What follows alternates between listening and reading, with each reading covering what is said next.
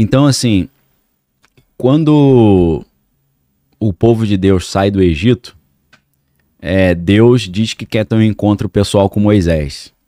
E aí Moisés sobe o Monte Sinai e desaparece. Fica 40 dias lá, né? E a história é sensacional, né? Moisés sobe a montanha, mas Deus fala para ele não ir até o topo, porque Deus precisava de um tempo. Ele falou, não vem ainda, senão você vai morrer. O que eu concluí, cara? Que Deus, o que você tá vendo ali na história da Bíblia, né? A galera tá vendo Moisés subindo o monte, de repente desce uma parada no monte, o monte treme, terremoto e começa a pegar fogo em cima do monte. E fica fumegando raios e tal. O que eu imaginei? Falei, meu irmão, Deus desceu lá da dimensão superior dele e ele veio descendo descalibrando, entendeu? Sim. Liberando energia. Igual um elétron descendo na eletrosfera, nas esferas inferiores. Liberando energia. E eu acho que ele falou para Moisés assim, cara, não chega perto que eu tô descalibrando antes, senão tu vai morrer. Então acho que Deus foi descalibrando até que deu para chegar perto. Numa forma semelhante a um homem, né? Uma forma humana, como se fosse o próprio Cristo já no Antigo Testamento, já que Cristo falou que conheceu Abraão, que viveu 2000 anos antes dele, né? Aí os caras falam, pô, você não tem nem 50 anos e conheceu Abraão? Ele falou, antes que Abraão existisse, eu sou, né? Então ele já era pré-existente, né? Inclusive tem uma passagem na Bíblia misteriosíssima que fala que Cristo é aquele que morreu por nós antes da fundação do mundo. Você fala, pô, não tinha nem cruz aí, madeira para fazer cruz, como é que ele morreu, né? Acho que no mundo espiritual isso já estava feito, né? O tempo é meio relativo. Então Moisés chega lá em cima e Deus escreve os 10 mandamentos e entrega para ele. Aí ele desce, quando ele desce a galera já tá adorando o bezerro de ouro, ele fica irritado, quebra as pedras, fala, pô, isso é absurdo isso. E aí ele teve que subir de novo para pegar outras pedras, né? Que aí é a segunda lei, que em grego é Deuteronômio, né? Seriam iguais as leis? Eu acho que são iguais, né? Deus falou, tá bom, vou fazer uma segunda via para você aqui. Tá. Aí emitiu a segunda via. Só que nesses 40 dias que Moisés fica lá, Deus deu várias orientações como criar um sistema de comunicação entre eles. E esse sistema é altamente complexo em termos de medidas, proporções, tecidos, cores, que é o famoso tabernáculo. Sim. Né? Tabernáculo é uma estrutura móvel que eles foram levando no deserto. E essa estrutura móvel, ela tinha partes, né? Você tinha uma cerca maior chamada de átrio, que criava o átrio. Dentro do átrio, que é um espaço aberto, tinha ali um altar de sacrifício, onde o sacerdote, no caso Moisés, teria que fazer o sacrifício junto com Arão, sacrificava o animal. Uma parte do sangue desse animal ele tinha que aspergir em cima da arca, da tampa da arca, para poder ter o perdão dos pecados das pessoas. E aí ele fazia o sacrifício em cima desse altar, depois ele tomava um banho, se limpava, trocava de roupa, botava uma roupa toda específica, cheia de detalhes. Tinha 12 pedras preciosas no peito, nessa roupa, no peitoril. Tinha uma roupa de linho fino chamada éfode. Tinha um turbante chamado mitra. Tinha uma barra de ouro que tinha na testa escrito Kodesh Yehovah, em hebraico, separado para Deus. Então uma roupa toda detalhada, ele tinha que ter a barba grande, não podia cortar o cabelo, cheio de detalhes. E aí ele entrava numa casinha, e essa casinha tinha duas partes. Tinha um véu de um tecido muito grosso, muito pesado, que separava um lugar chamado Lugar Santo e um lugar chamado Santo dos Santos. Nessa primeira parte dessa casinha, que não tinha janela, você falou de janela, né? Melhor maneira de atravessar uma parede é uma janela. Não tinha janela, sem a luminária que tinha lá dentro, era breu total. Porque era totalmente com tecido grosso que não entrava luz nenhuma. Dentro dessa primeira parte tinha a menorá, que é o candelabro, que é aquele candelabro com 7 pontas, né? Hastes, né? 7 hastes, né? 3 de um lado, 3 do outro e uma no meio, e que representava a luz de Deus no mundo, em meio à escuridão. Tinha a mesa de pães, que representava Deus entregando alimento para as pessoas, e tinha um incensário, que representava as orações das pessoas subindo aos céus como um aroma suave. Atrás dessa cortina grossa, tinha um lugar chamado Santo dos Santos, onde o sumo sacerdote entrava só uma vez por ano, no dia do Yom Kippur, que é o dia do perdão, para apresentar os pecados da nação de Israel a Deus e pedir a Deus que perdoasse esses pecados, né? Então tinha o dia do perdão de pecado. Só que a Arca da Aliança ficava ali atrás. E a Arca da Aliança era uma caixa de madeira de acácia revestida de ouro. E essa caixa tinha, como vocês estão vendo ali, 2 querubins em cima, né? Representando ali os querubins que protegem, né, a presença de Deus. Eu tenho uma teoria de que a arca era um pouco diferente, pelo menos a parte de cima. Tem uma teoria que a arca seria um trono também. O trono. Eu sou adepto dessa teoria, né? Porque um dos apelidos da arca era Assento da Misericórdia. Então eu acho que a arca esses querubins, eles ficavam como se fosse o encosto do trono. Tem uma versão dessa daí, uma simulação de como arca se fosse como se fosse um trono ou uma cadeira. Pelo que eu entendo, Deus aparecia sentado nesse trono. Entendeu? Ele materializava ali. E aí o sumo sacerdote falava, eu aqui na condição de sumo sacerdote entro na tua presença conforme a sua orientação para interceder em favor do povo, clamando por perdão dos nossos pecados. Aí ele, os pecados estão perdoados. Aí ele aspergiu o sangue do cordeiro, dos animais que foram mortos no holocausto ali em cima da arca, e aí os pecados eram perdoados. Então, se... Ali, ó, acho que assim tá mais na estrutura de um trono, né? Eu creio que é isso, porque faz mais sentido, entendeu? Entendi. E aí, na verdade, inclusive tem toda uma teoria sobre Lúcifer em cima disso aí. Ah, é? Como assim? Se você quiser eu já falo logo. Quero. Mas eu botei um asterisco aqui na minha memória pra eu lembrar de onde é que eu parei, né? Tá. A Bíblia fala sobre 4 querubins, que são os 4 seres viventes. Às vezes a Bíblia fala que o querubim tem 4 rostos diferentes, que é uma cara de leão, uma de águia, uma de homem e uma de touro, né? Às vezes fala sobre 4 seres viventes, um representando o touro, o leão, a águia e o homem. Por que isso? Dizem, uma das interpretações, que o homem representa o reino humano, o leão representa os animais selvagens, o boi representa os animais domesticáveis e as aves representam os animais que voam, alados, né? Só que nesse grupo aí faltaram alguns tipos de animais. Por exemplo, peixes e répteis. Não tá ali. E aí você fala, pô, cadê isso? Esse seria o 5º querubim. Por que não se fala do 5º? Porque o 5º foi expulso, teoricamente. Aí de onde vem essa ideia? No livro de Ezequiel, capítulo 28, versículo 9, quando Deus está fazendo uma lamentação, o profeta Ezequiel está falando uma coisa contra o rei da cidade de Tiro, que é uma cidade muito poderosa na época, que existe até hoje no Líbano. Ele, na lamentação sobre o rei de Tiro, ele fala sobre o rei de Tiro, mas ele está falando sobre Lúcifer. Porque ele fala, estava no jardim do Éden, entre as pedras afogueadas andava, né? As pedras preciosas foram preparadas para ti no dia que foste formado.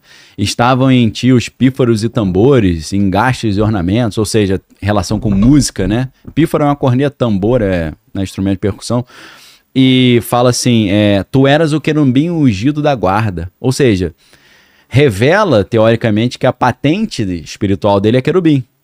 Só que é um querubim diferenciado, querubim ungido da guarda. Então, se tinha 4 querubins e você tinha o leão, homem, touro e a águia, você tinha o 5º que era o dragão, que representava os répteis e os peixes.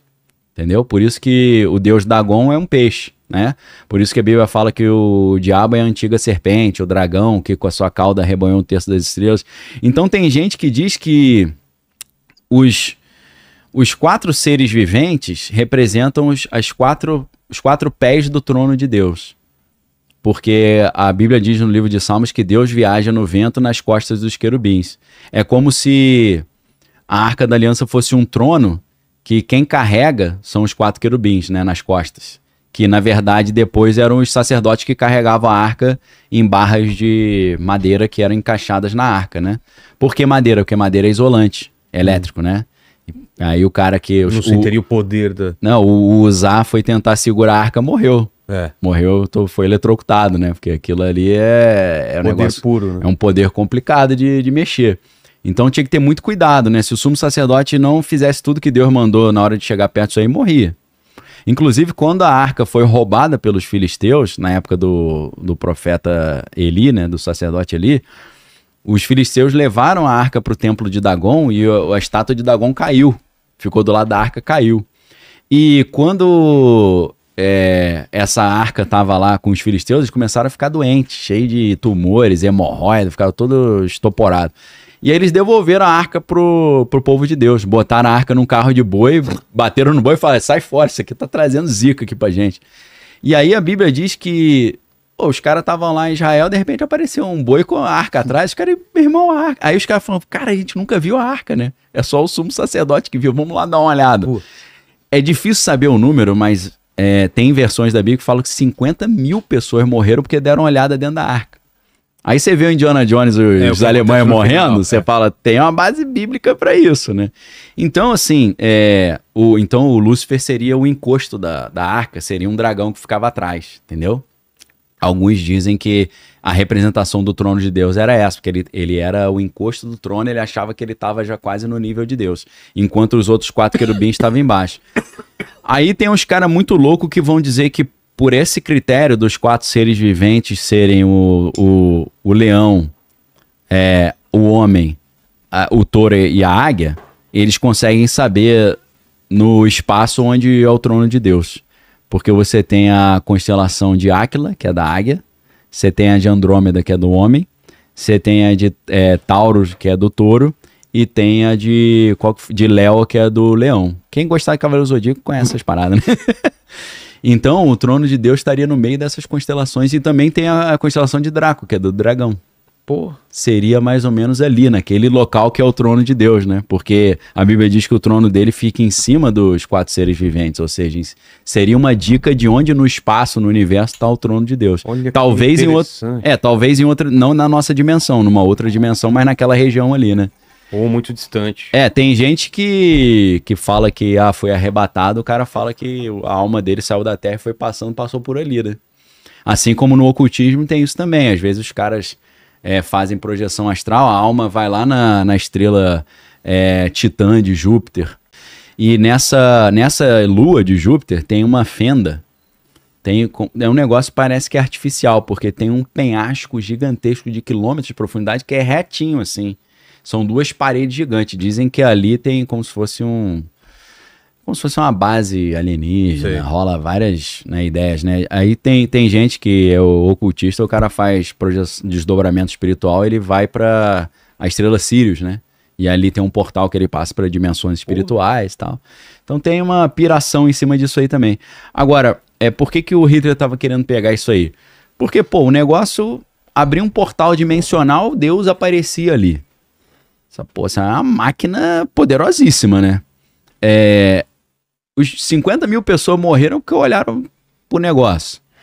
Então, a ideia que o Hitler e o Himmler e os ocultistas lá da Alemanha tinham é que se eles tivessem... que a arca é uma arma de destruição em massa. E se eles soubessem usar, eles seriam invencíveis. Que os inimigos iam vir pra cima, ele ia ligar a arca e soltar um negócio lá e matar todo mundo. Então, além da questão da relíquia que traz esse poder do vril, tem a ideia que a arca era uma arma de destruição em massa. Tem um cara muito louco que traz essa teoria, o nome dele é Chris Thomas, eu não sei se ele tá vivo ainda, que ele tá meio doente, e o livro dele se chama Villon, V-E-L-O-N, Villon, que ele conta sobre essa teoria de que a arca é uma arma de destruição em massa e foi por isso que Deus escondeu. E na verdade tem outra... E tá escondido até hoje. Tá escondido até hoje para não cair nas mãos erradas, senão... com os etíopes. Na Etiópia lá, escondido ali, aí tem os sacerdotes cegos, né? Tem uma história mirabolante ali, né? E acho que no Indiana Jones... no Indiana Jones não é a arca, é o cálice, né? A Última Cruzada, aí são os caras turcos, né? Que protegem aí. Apesar de que onde tá o cálice é aquela cidade de Petra, na Jordânia, né?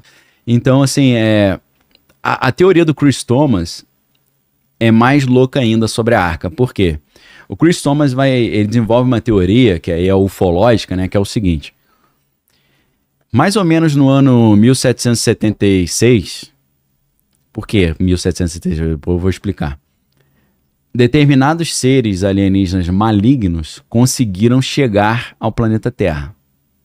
E eles montaram uma ideia que era a seguinte: nós, para dominarmos a Terra, iremos nos passar como os deuses que criaram os humanos. Vamos dar uma sacaneada neles e enganar, né? Só que aí eles perceberam que isso teria que estar no registro fóssil, no registro arqueológico. Não tem essas evidências que os seres humanos foram fabricados por alienígenas. O que eles fizeram?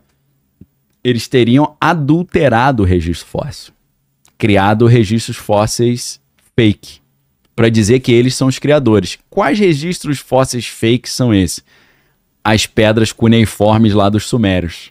Por quê? Porque eles seriam os deuses Marduk lá da Suméria. E aí vem aquela teoria dos antigos astronautas, né? Do Von Däniken, do Zecharia Sitchin, que os seres humanos já eram como se fossem macacos, aí esses Anunnaki vieram, e os Anunnaki queriam extrair o ouro da terra e evoluir os macacos transformando em seres humanos para botar para trabalhar para eles, né? Vai extrair ouro pra gente aí, né? Vocês são os peões aí. Então, aí criou essa ideia de que quem fez a evolução do macaco pro homem foram os Anunnaki, eles são os deuses que criaram a gente, então. E essa ideia, ela foi... Por que foi em 1776? Quem teria começado a divulgar essa ideia foi o Meyer Rothschild e o Adam Weishaupt, que foi o criador dos Illuminati na Bavária, na Alemanha, que criou em dia 1º de maio de 1776. Então, esses alienígenas teriam escolhido um grupo na Alemanha, os Rothschild e o Adam Weishaupt, para criar uma sociedade secreta cujo objetivo era colocar esses seres como os criadores e salvadores da humanidade, para a gente cultuá-los e recebê-los como os nossos deuses criadores. Não é a mesma história lá do problema dos 3 corpos? Não é que eles escolhem uma elite global e eles falam, tem dinheiro à vontade, só que vocês precisam dizer o que para a humanidade? Que nós viemos para salvar, não para dominar.